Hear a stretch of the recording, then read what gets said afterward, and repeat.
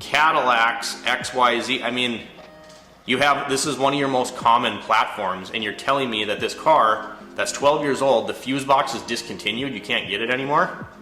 You want to be in the video too? With your jacket? What's it say? Let's show everyone.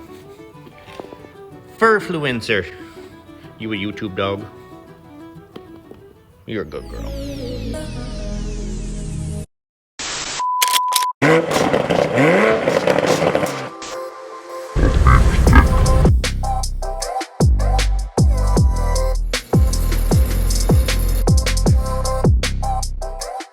Alright guys, what's going on? Welcome back inside the shop for another discussion video. If you're new to the channel, welcome. When we do these discussion type videos, we just sit down and talk about stuff. Today what I wanted to talk about was something that seems like it's been a problem for a while, but it seems like as an auto technician, mechanic, whatever you want to call us, it seems like this is something that's getting harder and harder to deal with. It seems like this is becoming an even bigger issue as days and weeks go by, and that is allocating parts for vehicles that really aren't that old yet. A lot of times, you guys, when I talk about cars and I say new cars, I don't mean anything that new. We've had this discussion before, so I'm just gonna brush over it. But to me, in my professional opinion, the epitome of the best vehicles you could buy, meaning reliable, creature comforts, ease of maintenance and repair, and that's gonna be key. We've talked about planned obsolescence, we've been down that road, is going to be your late 90s to early 2000s vehicles. I'm talking from like 1995 to 2003. After that, I'm not a huge fan, obviously with some exceptions, of a lot of the vehicles that came, in the 2010s and beyond.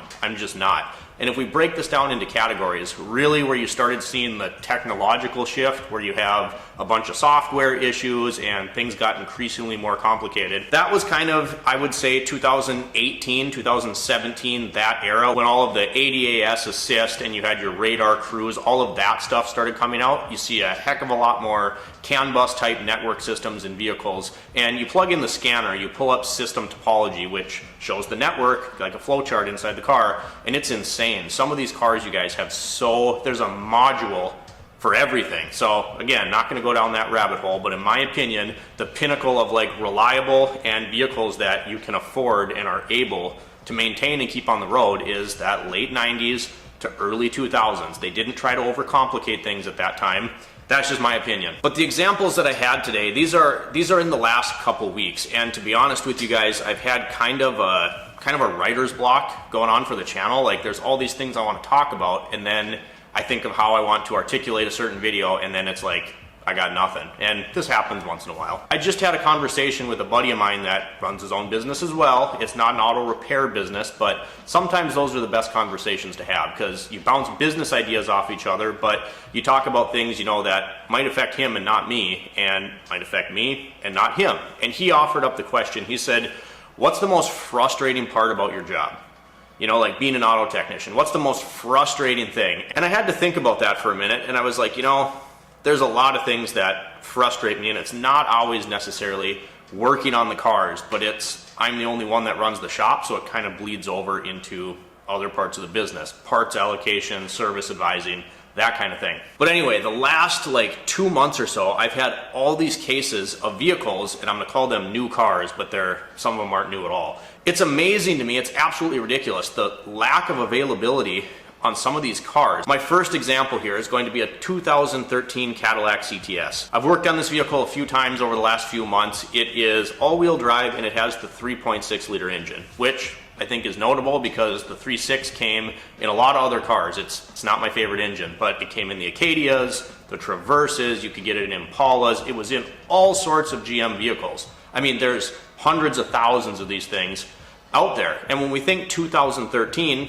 that's only 12 years old. You see the car rolling down the road, it doesn't look like an old car, at least in my mind. In my mind, I think of old car, I think, late 90s, early 2000s. A 2013 doesn't look old to me, and it's not. It's 12 years old. It's not that old of a car. So this car had a lot of issues, but at the end of the day, the kind of heart of all these problems was in the underhood fuse box.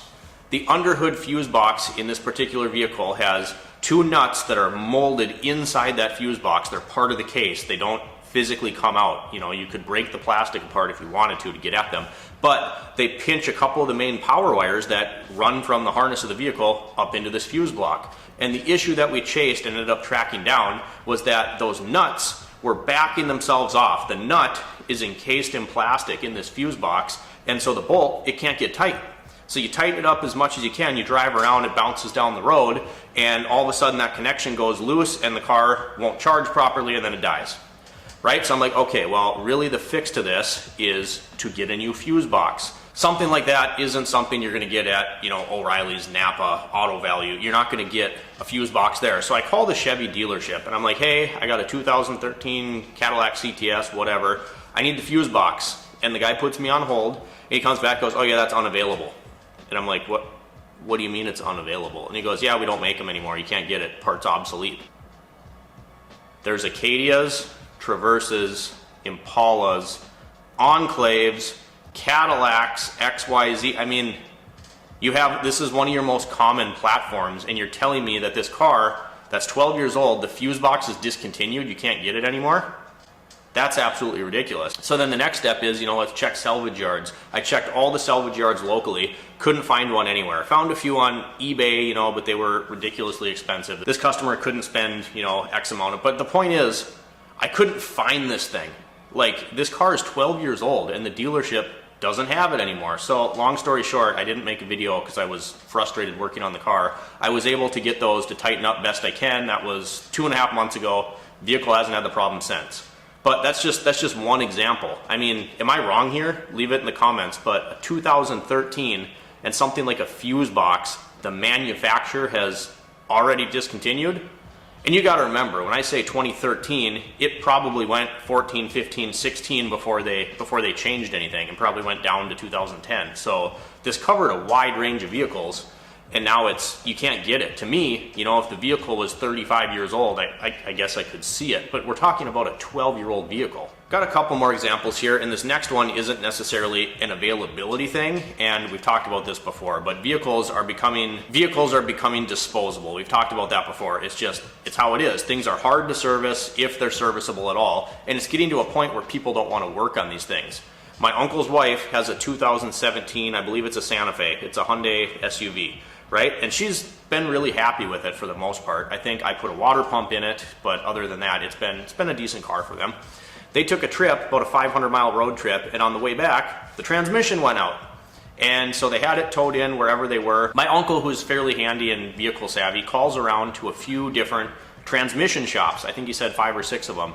Nobody in that area, nope, we don't touch Hyundai transmissions. So he had no other option other than to bring it to the dealership. And last I talked to them, they're so backed up with work at Hyundai that it's still sitting there. But tranny shops, it's what they specialize in, they don't even want to touch some of these new cars. Hyundai is probably the best example of this, but it's like things are being built so overcomplicated and built to be so disposable that people don't even want to put their names on them anymore. If you remember back last year, I put a remanufactured transmission in a Ford Transit Connect, and I wouldn't want to do the job again, but I had to search for a company that even rebuilt transmissions for that, where you're going to get a warranty and paperwork on the work that's done, because I didn't want to throw just any random piece of junk in there. If I would have been forced to go to the dealer, that transmission would have cost about 5 times what I paid for the remanufactured transmission.